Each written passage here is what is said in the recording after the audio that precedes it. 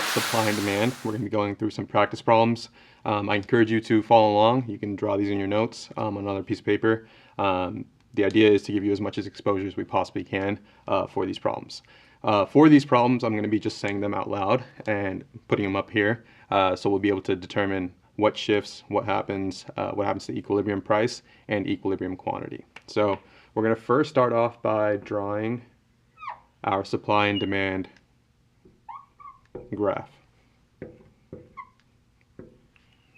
So whether you're taking an online class or an in-person class, you should be able to draw this in your notes somewhere. You should be able to explain this in words as well as just being illustrating it.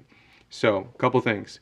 We have our price on our y-axis. So the P stands for price, the Q on our x-axis. This stands for quantity. So price and quantity determine markets. Now we have our demand curve, which is downward sloping right here. So downward sloping, it's D0. So this shows our initial demand, where we started. We have upward sloping supply curve.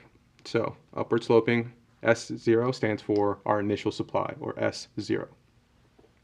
The most efficient point on this graph here is this right here. So this point where they intersect, where this point is saying our quantity supplied is equaling our quantity demanded at a specific price. This is our equilibrium, the most efficient point that we got. So this is the quantity and this is the price that transactions are going to happen. So whatever is being produced is being consumed. So quantity supplied equals quantity demanded. Now with our shifts, we tend to see that our demand and our supply are going to be changing. Markets change all the time due to taste and preference by consumers, price of related goods, looking at normal or inferior goods, looking at the cost of labor or cost of any input. So we're going to be looking at those and going over some examples. So we're always going to start where both curves intersect each other. For every single one of our problems, we're always going to assume that you start in equilibrium. So what that means is where both curves are intersecting. We're going to be looking at the market for peanut butter. So PB stands for peanut butter. So we're looking at the market for peanut butter. This is the entire market. So all the consumers and producers within the market for peanut butter. Now, the event is going to be listed out here, and then we're going to determine what happened to equilibrium price and what happened to equilibrium quantity. So for example, let's say there is a increase, so up arrows increase in the price of labor. So in order to do any of these problems, you're going to need to know the shift factors. So for supply, the shift factors are a change in input prices. So input is something that you need to produce your output, or whatever the market is. You're looking at expectations. You're looking at number of sellers in a market, things of that nature. For demand, we're looking at price of related goods, taste and preference, number of buyers. We're also looking at income, so normal or inferior goods. So all those things, and as well as expectations. My apologies. So if we say there's an increase in the price of labor, you know this is going to impact our supply curve. Now what students tend to do, they think of this problem, there's an increase in the price of labor. So labor has become more expensive. And students will say, okay, I know this impacts supply, but then it's also going to impact demand. And they go down this rabbit hole. For our examples, always take it one event at a time. So if I just give you this event, only do that event. Don't worry about anything else outside of this. So if there's an increase in the price of labor, we know if there's an increase in the price of input, that's going to decrease our supply. There's an inverse relationship here. So if there's an increase in price of labor, we know our supply curve is going to shift to the left somewhere. So we started here, but now we're going to end up at this new point right here. Now, what we're doing here is we're comparing these new quantities and these new prices that we have. So this is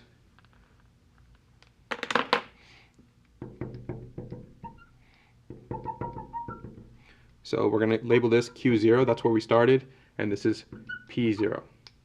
So 0 and 1s are just where we started, And now this is Q1 and this is P1. This right here is our origin, meaning it's 0. So after this change, after the decrease in supply or the leftward shift of our supply curve, we notice that quantity is decreasing. We're getting closer to 0. And then you'll notice price is increasing.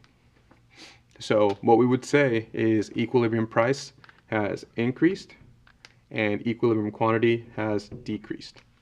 Now, if I asked you to draw this out, you should be able to draw this out and explain this.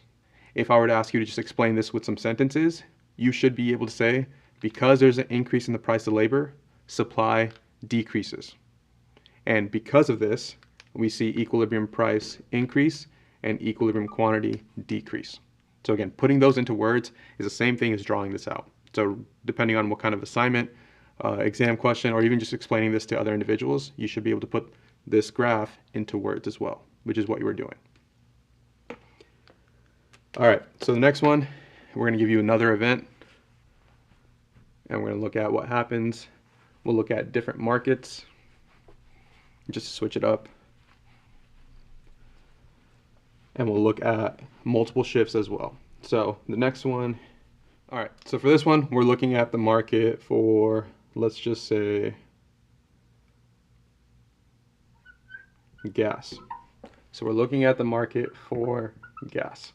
So we still have our demand curve and we still have our supply curve. The event that I'm going to say is, let's say there's an increase in popularity for EVs, so electric vehicles. So it's an increase in popularity for EVs. So pop is popularity, the up arrow is increase, EV is electric vehicles, as opposed to gas-powered vehicles. Now, if I give you this event, we know this is going to impact a certain curve. So always go back to your shift factors. So which curve this is going to impact is going to be our demand curve. The reason why it's our demand curve, it's looking at taste and preference. So if something becomes more popular or more trendy, it's going to impact your demand. Remember, the supply shift factors are a little different. I tend to have students that ask, well, okay, well, eventually supply is going to change as well, which is correct. It will eventually change and make adjustments. But for now, what we're trying to look at is one event at a time. So if there's an increase in popularity for electric vehicles, the demand for gas is going to decrease because we have less of a demand for gas because our alternative is much more popular, right? So because of this, we'll notice if we compare these two equilibrium points that our price decreases and our supply also, our price decreases and our quantity decreases. So we started at S0 and D0, and now we ended up at D1 and S0. So we're moving down and to the left. And because of this, prices drop, quantity drops. So you should, again, be able to put this into words, right? So for this one, we're looking at the market for apples. So the market is apples, consumers, producers that are participating in this market. The event that I'm going to give you is we see an increase in income and assume apples are a normal good. So the key term here is normal good and income. You're going to know this impacts demand.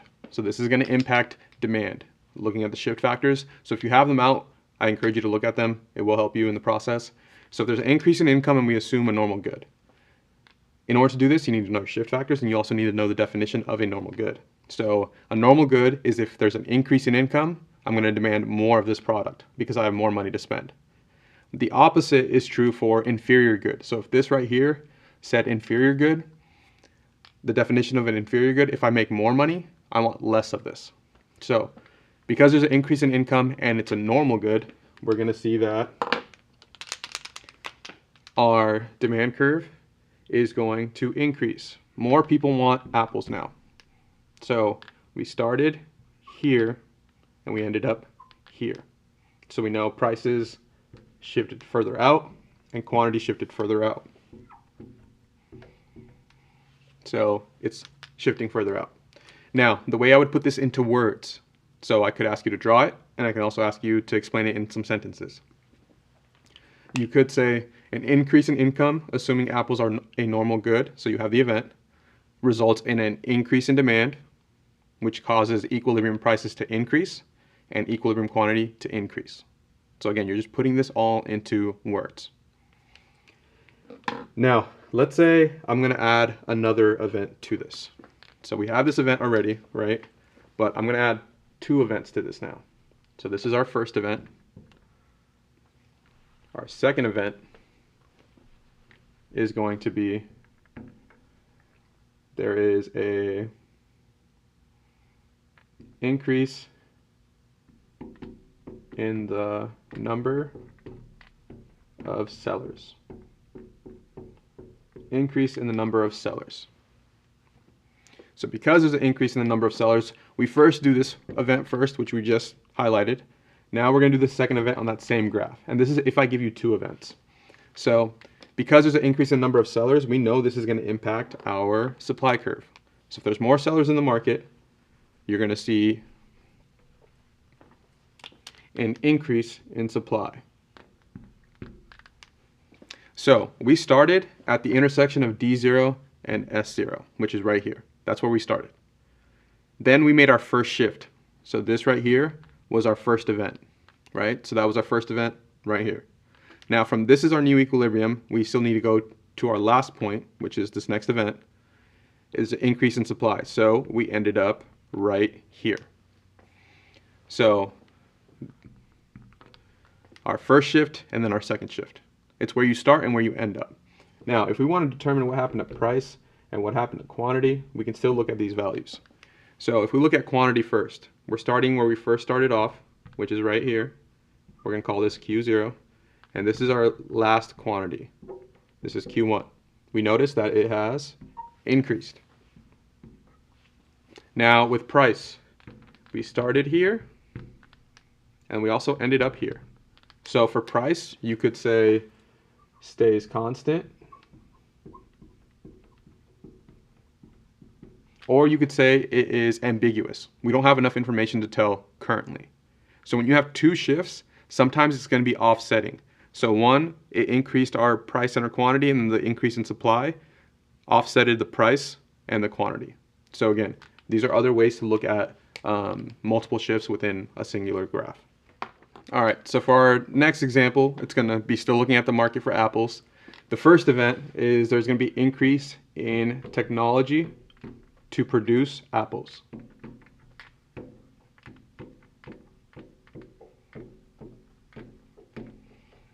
So increase in technology to produce apples. The second event I'm going to give you is there's a decrease in the price of oranges, which is a substitute. So which is a substitute. So you have two events, increase in tech and then decrease in the price of orange, which is a substitute. The sub stands for substitute. So we're going to first start with our first event. We know that anytime we have an increase in technology, the second you see technology, there's new technology. The second you see that, it's always going to increase supply. Every single time, it's always going to increase supply. So we started here at point A. We're now at point B. Are we done? The answer is no. We're not done. We still have to do our second event, right? So we started at A, went to B. Now, if there's a decrease in the price of oranges, which is a substitute for apples, that means the alternative, apples, are now seen to be more expensive than oranges. So what we end up seeing is consumers, they jump out of the market for apples. They want less apples. The reason being, they're going to go to the alternative. If in order for something to be a substitute, you're holding them at the same value. So you can have apples or oranges. Wherever the price is lower, that's where you're going to gravitate towards.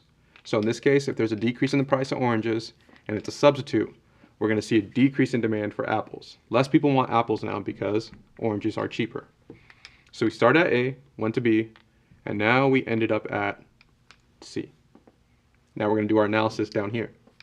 So what happened to price? If you notice, price has decreased. So equilibrium price decreases.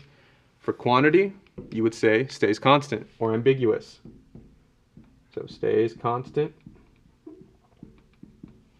or ambiguous. We don't have enough information to tell currently, right? So these are the ways you would highlight this within a example.